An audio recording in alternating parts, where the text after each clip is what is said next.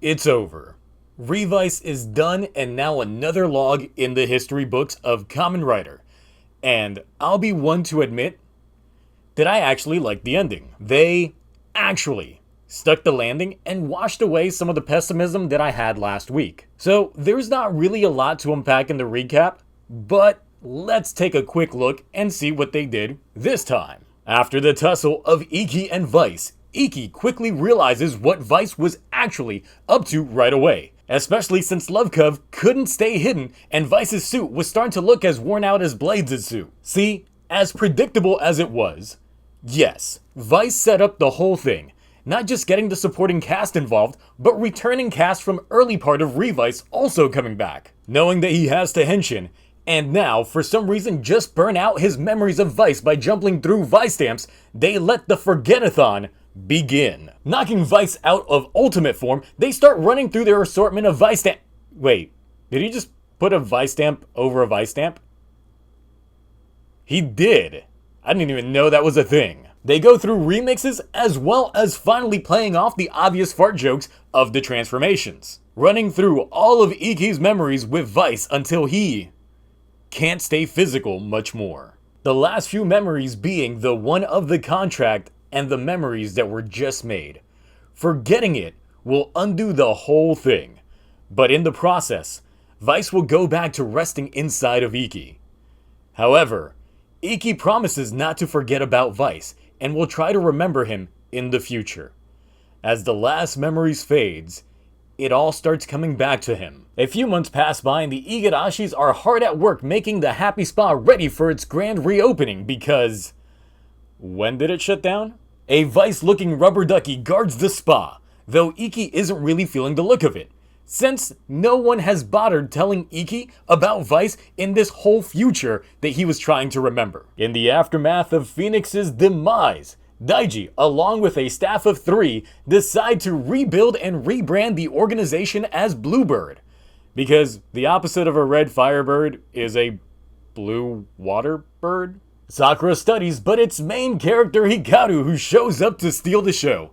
He's been adjusting to his life of not being the main character anymore, and it's rough out there in the streets for a boy made of soy, but it's fine since Sakura is studying to get into med school and thus fixing up any lactose deficiencies Hikaru is having. Gento discovers that the only reason why his YouTube videos weren't getting many clicks is because the lack of proper assets.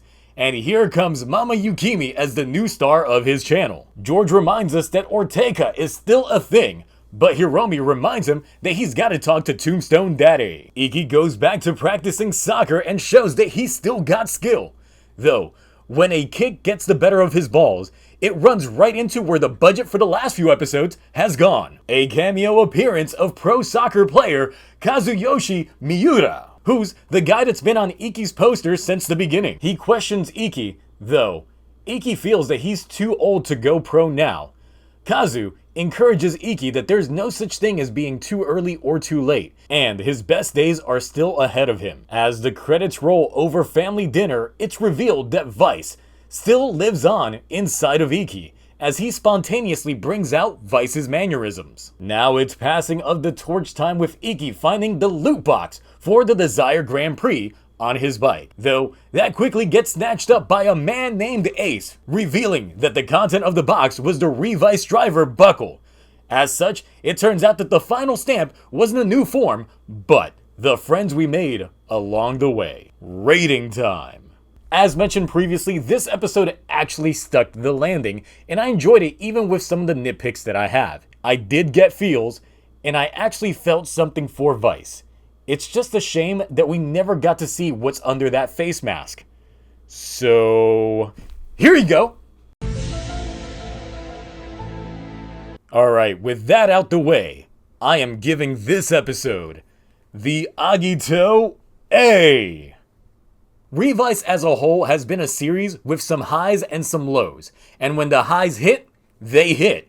And when the lows were known, you couldn't shake them off. The show as a whole was decent, but there were a lot of shortcomings, missed opportunities, and ass-pulls galore. Better than the previous 3 seasons? Absolutely.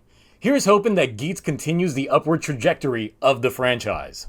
What this episode did right is that it became self-aware at the very start.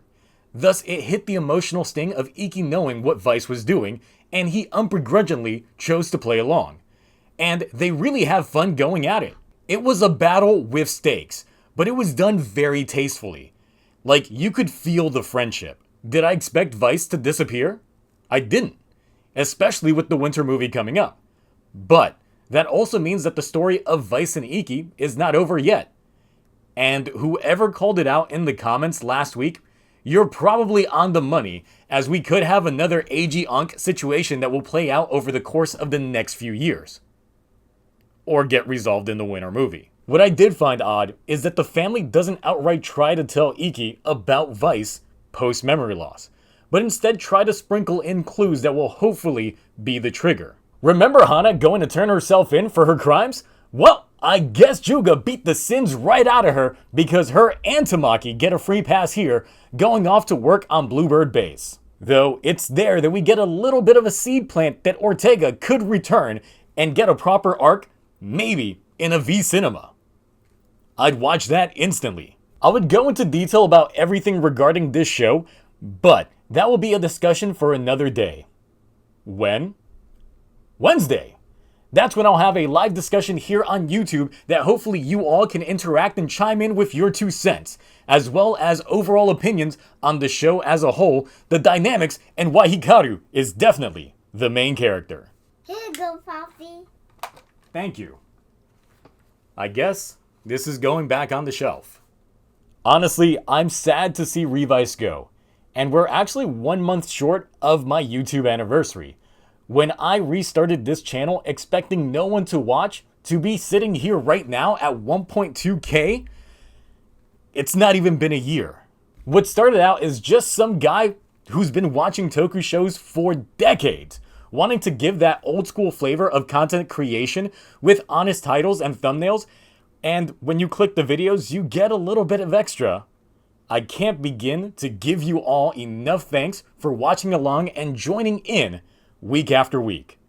I hope that this continues for the next set of shows. So here's a quick look back at some of the good times of my Revice content over the last year.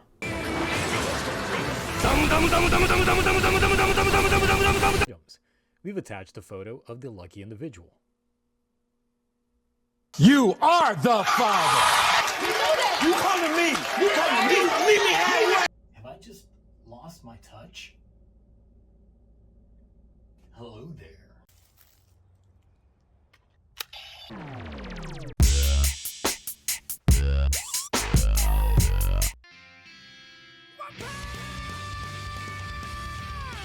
A few inches later.